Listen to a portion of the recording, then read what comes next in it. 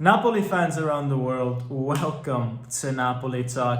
The moment I am recording this, it is 11:53, which means that in 7 minutes the transfer window will be closed, at least in Europe.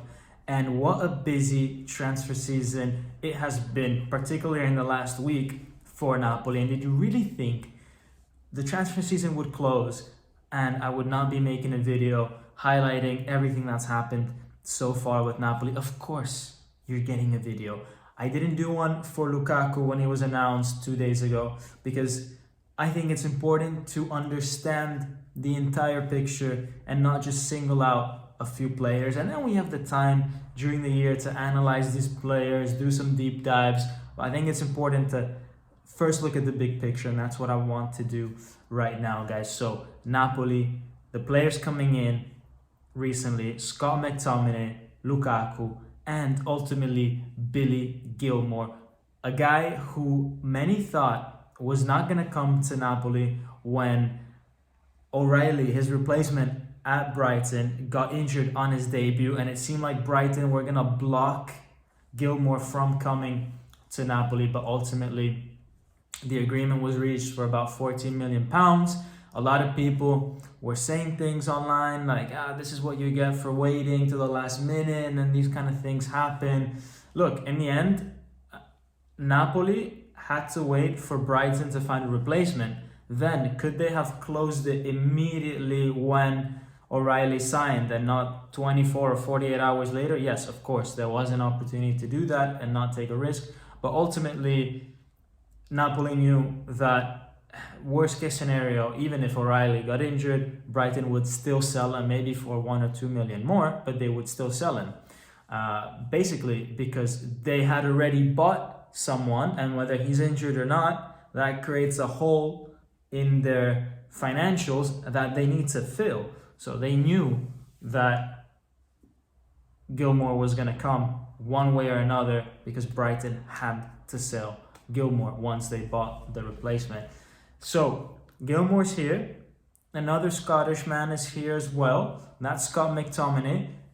Beautiful way that they announced him at the Stadio Diego Armando Maradona with the little table, signing the contract. I feel like Napoli did huge steps up this year with how they announced players, because if you guys recall, a few years ago, there was always that photo with De Laurentiis and the player with some like weird background in the back of like one of De Laurentiis's old movies that had like nothing to do with football or Napoli. It was like some kind of unrelated thing in the back, and like in not a nice, let's say, environment. Or who can forget the mask of the lion of Inler way back. But Napoli did huge steps up and how they communicate new transfers, and that's important, guys. It's the first time that a lot of fans actually go onto a Napoli social media account. For example, all the Brazilian fans that follow Neres, it might be their first time landing on Napoli's social media account. It's important that they see Neres with the Gulf of Naples behind him, or all the Scots that go and now watch Napoli because of McTominay and Gilmour. It's important that they see that McTominay is signing in such a nice venue like the stadium and not in some random studio. So that's a big step up from previous years. That it's important to highlight. It shows that, you know, there is work happening behind the scenes to improve the image of the club. Let's go back a little bit now to the whole transfer saga and the football, though. So McTominay and Gilmour, and then we'll get to Lukaku, guys. But McTominay and Gilmour, I think, bring a lot of depth to that Napoli midfield. It's definitely a step up from what we had in recent years, where essentially we were without Zielinski because he was basically out of the team, in and out of the team. Traoré, who was coming back from malaria, or the year before where we had Ndombele that was not match fit. Now with Scott and Billy, we have guys in the midfield that not only are there to be reserves, but they can really challenge the guys who are there as starters. And we haven't really had that in recent years. We've had very good starters, 3 very good starters. For example, when we won the Scudetto with Zielinski, Zambo, and Lobotka, but there was really no one in that reserve that could challenge them consistently.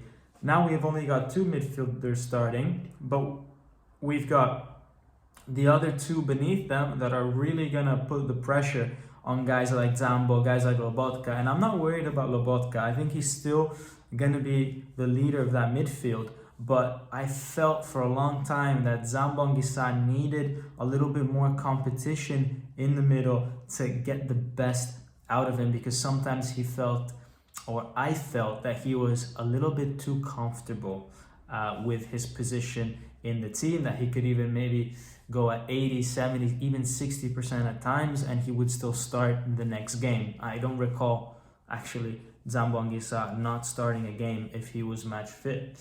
And I wouldn't take it for granted that on paper it's Lobo and Zambo starting. In fact, I think it will depend game by game. There will be some games where you might want a bit more physicality, and so you start Scott and Anguissa perhaps, and maybe you let go a little bit of the ball.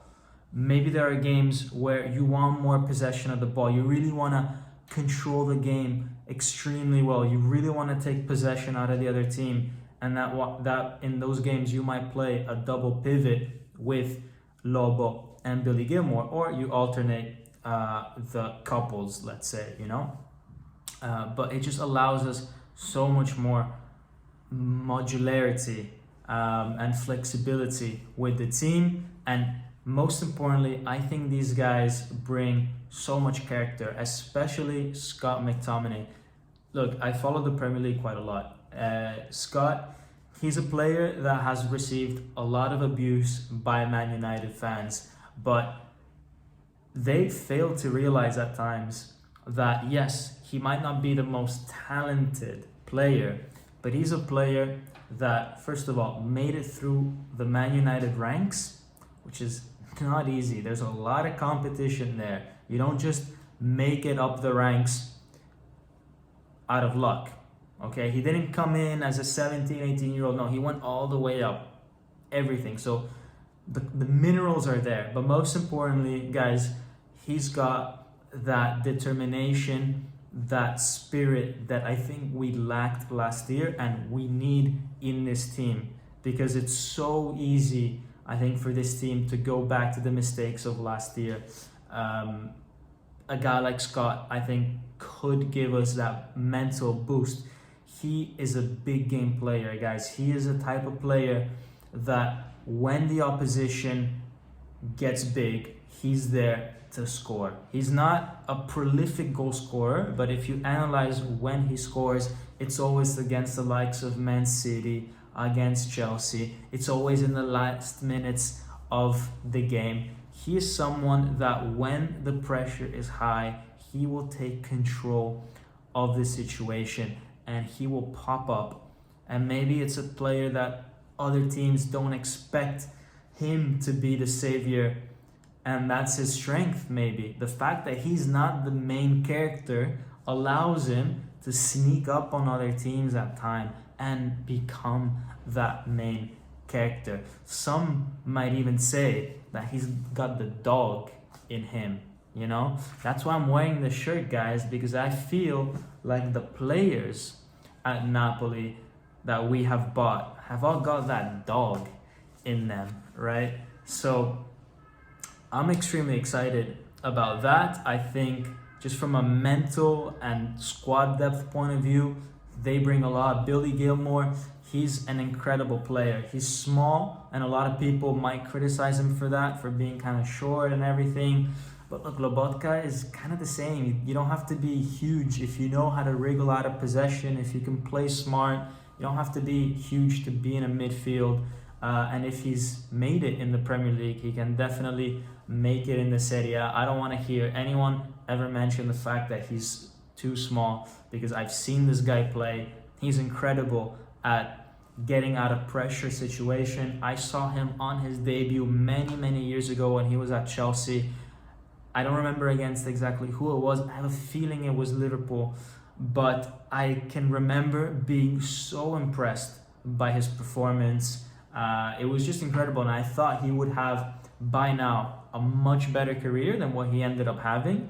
But he was in the context of Chelsea and all that, which was not very easy. And so this could now be his opportunity to shine. Now, guys, we've spoken 10 minutes about the midfield, and I think that's great. The guys coming in. Meanwhile, going out is Gaetano. I'm sorry to say, he is from Naples. He's very Neapolitan, and he feels the club a lot, but he just maybe doesn't have that quality to really be part of this team, and that's fine. We have to accept that we're not producing the raw talents like Insigne very often. I think there's another midfielder potentially in the ranks called Vergara, who's in Serie B. I tweeted about this guy, I think 2-3 years ago already, saying that he really impressed me in a preseason friendly. I think it was Spalletti's first year.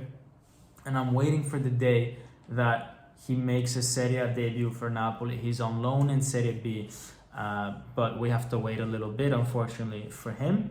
And then another guy that is kind of through our youth system, but not really, is Folorunsho, who was loaned out to Bari, then to Verona. And then it seemed like he was going to be a protagonist for Napoli after having made the Euro squad, and after Conte saying that he expects big things from Folorunsho. It seems like they had a falling out for whatever reason, even after he just signed for a few more years to be at Napoli. Immediately after that, there was a breakage with Conte. Probably he thought he was going to come into this team and be a starter, and Conte said, hold your horses, that's not going to happen. Lobo and Anguissa are going to be my starters. You still have to, warm the bench a little bit. He probably fought with Conte on that. I don't know. I'm assuming here.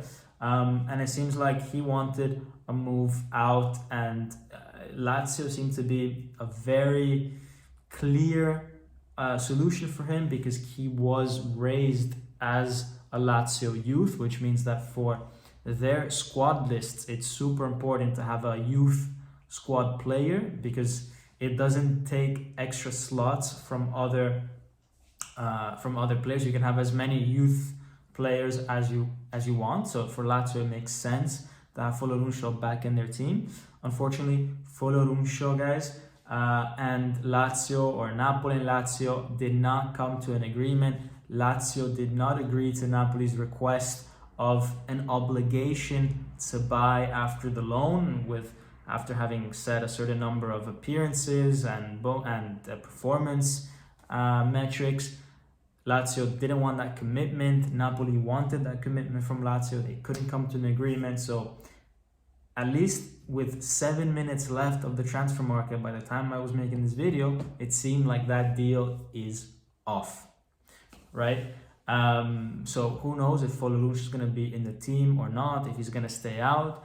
A player that seems like he will stay out is Osimhen, guys. Victor Osimhen.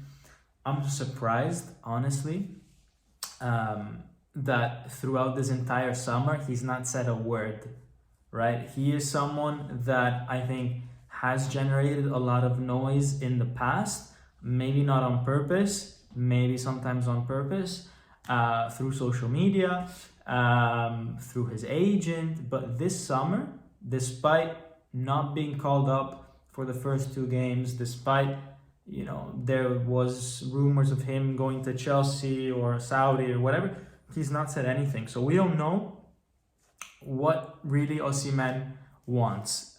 What we are hearing from the news is that 2 clubs seem to have made serious offers for Osimhen, and Osimhen has rejected both of them. So Chelsea made an offer for 4 million in salary plus 4 in bonuses, for a fee of around 60 million, or for a loan. It's to be confirmed which of the 2, but either way, Napoli was happy to let Osimhen go for either of those conditions.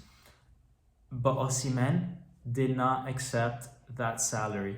He would rather stay at Napoli with a higher salary and not play any football than drop his salary to just 8 million if you consider bonuses as well. And he rejected the move to Saudi as of now. Now we know that the Saudi market closes later on in September, so that storyline is still not over, but it seems like the Saudi team offered him a significant salary and Osimhen is inclined to accept a very, very, very high salary from them, even heard in the region of about 30 million. But Osimhen wants a release clause so that he can potentially come back to Europe very easily. And it seems like maybe they're not coming to an agreement there. What Osimhen really wanted, guys, was to go to PSG. Now, PSG and Osimhen did reach an agreement of 10 million euros per season, but PSG and Napoli did not come to an agreement on the price. It seemed like actually PSG's offer was a package offer of Kvara and Osimhen at the start of the summer for around 120 million, which Napoli rejected. But perhaps Napoli never received an offer just for Osimhen. For whatever reason, PSG said, no, either we take him with Kvara or we don't take him at all. But apparently with Osimhen and the background conversations, there was an agreement for 10 million a season with the player, but the clubs didn't come to an agreement. Now, let's go to the striker that we then did get as a replacement for Osimhen, Romelu Lukaku, and he is Conte's #1 choice, guys. Conte didn't ever have a plan B or a plan C. It was Romelu or nothing, right? And guys, this is a big investment for Napoli, spending 30 million on a player plus associated bonuses and or sell-on clauses, which is to be confirmed. For a player who's above 30 is really not something in Napoli's strategy of recent years. We're always that club that buys players when they're a little bit younger and then we sell them on. With Lukaku, there isn't really an opportunity to sell him on, which means that we're spending 30 million euros with the potential to not get anything back in terms of money. What Napoli really want out of Lukaku is for him to score the goals. And if he is not able to score the goals, the fault, guys, will have to lie on Conte. This is Conte's man. He can apparently extract the best out of Lukaku, and I'm hopeful that he can. And if we can get the Lukaku of Inter, then I'm happy. Then I will not be missing a striker like Osimhen if Lukaku performs the way he was at Inter when Inter won the Scudetto under Conte. The issue with Lukaku is that sometimes he does tend to fall off throughout the season. In fact, he tends to always start the season very well. He has scored in basically all his debuts. And trust me, guys, he's had a lot of debuts. West Brom, Everton, Man United, Chelsea twice, Inter twice. He's gone through a lot of teams. Let's not forget Anderlecht when he was in Belgium. And in many, if not maybe all, of those, and Roma, of course, recently, if not all, in many of those situations he scored in his debut. And not only that, but he scored in the first 4 or 5 games almost consistently. For example, last season with Roma, 9 goals in the first 12 games. That's great. The problem is that he tends to then fall off, right? Now, whether that is something with him and his motivation, maybe as soon as he sees that the club is not able to win the title, maybe he falls off because he lacks the motivation, or maybe it's something to do with his fitness, that he's not able to maintain the physical sharpness for 12 months. I don't know, but he's got to make sure that he keeps that consistent form. If we can get 8 goals every 12 games from Lukaku, great. I sign up for that. Also because I think he's the type of player that will have other players around him play better, score more goals, because he is going to attract a lot of players. He's got that gravity, that gravitas, that really, attracts players to him, not just one, maybe sometimes 2, 3 defenders to try to get the ball off him. It's going to leave space for Neres, Politano, Kvara, Ngonja, all that. So I think those guys are really going to benefit from a player like Lukaku in terms of their scoring statistics. Now, Lukaku, guys, apparently, speaking of fitness, is currently at peak fitness. I heard that he weighs exactly the same as he was with Inter with Conte. Let me rephrase that sentence. He weighs exactly the same as he was at Inter with Conte. 103 kilos, guys. Now, 103 kilos, if I weighed that much, you guys would not be saying that I am sharp, okay? You guys would be saying, Dom, you need to go on a diet. But I am Dom, and he is Big Rom, okay? You see the difference between Dom and Big Rom? Big Rom is Big Rom. 103 kilos for him means he's light and sharp and fit, all right? And that's exactly what we want, and credit to him, because he had basically to do this by himself. Complete personal trainer type athleticism preparation, all right? And he maintained that not just for 1 month in the summer, not just 2, but 3.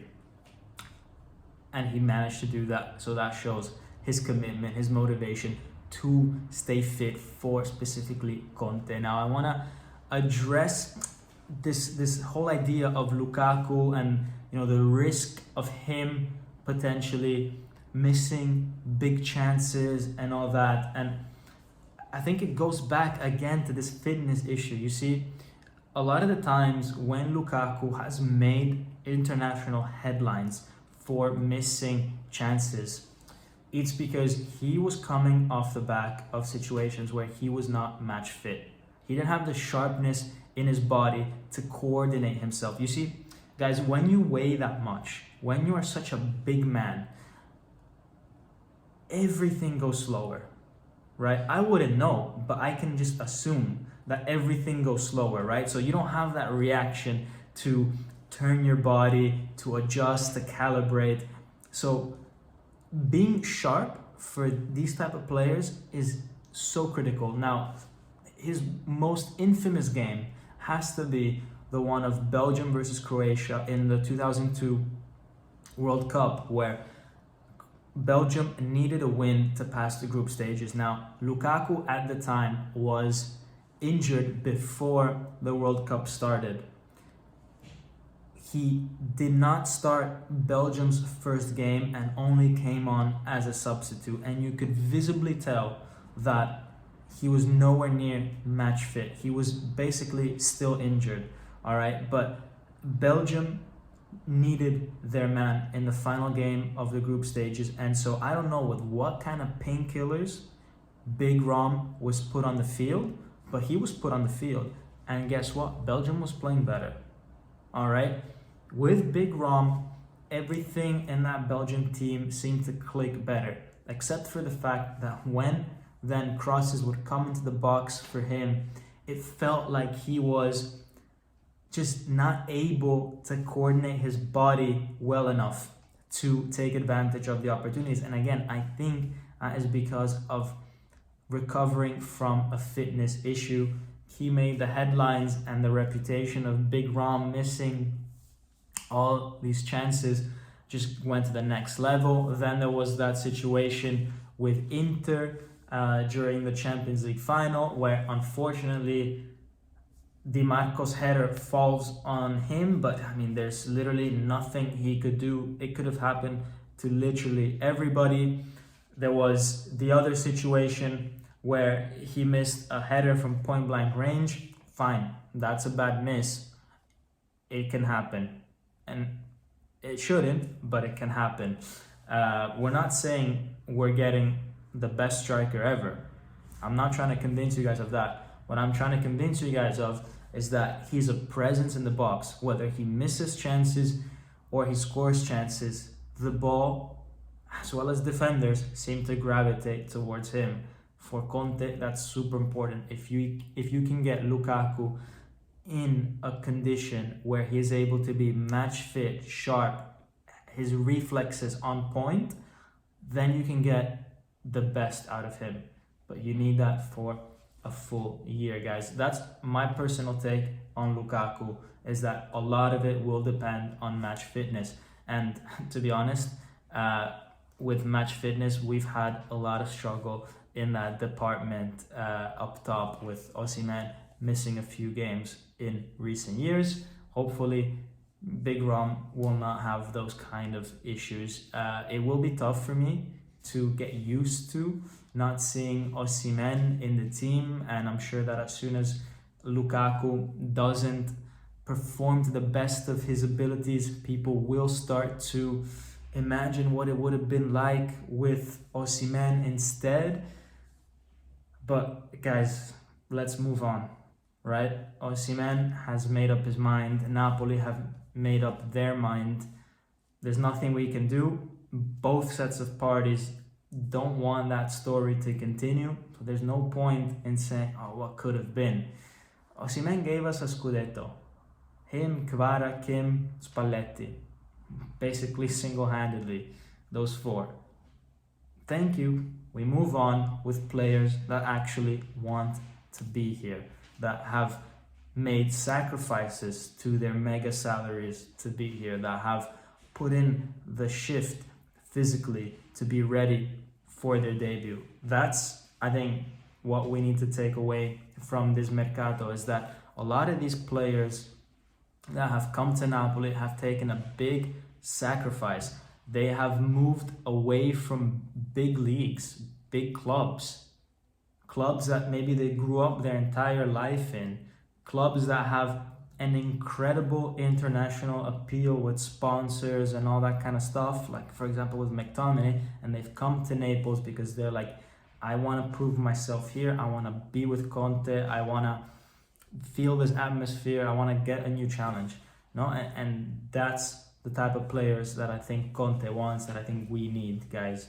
So guys, sorry for the long video, but I thought it would be nice to just put out my thoughts out there to you guys, and let you guys know what I feel about this transfer season, this mercato. And then my plan over the next few weeks is to do more deep dives into these players, specifically understand more how they can position themselves in this Napoli team tactically, technically, go through their maybe history and all that stuff, and then also maybe a video on overall what Napoli have spent in recent years, because it's not so easy. It's not as simple as saying I bought this and I sold this and therefore it equals this. It's accounting is a bit more complex, and maybe it's worth going over that a little bit.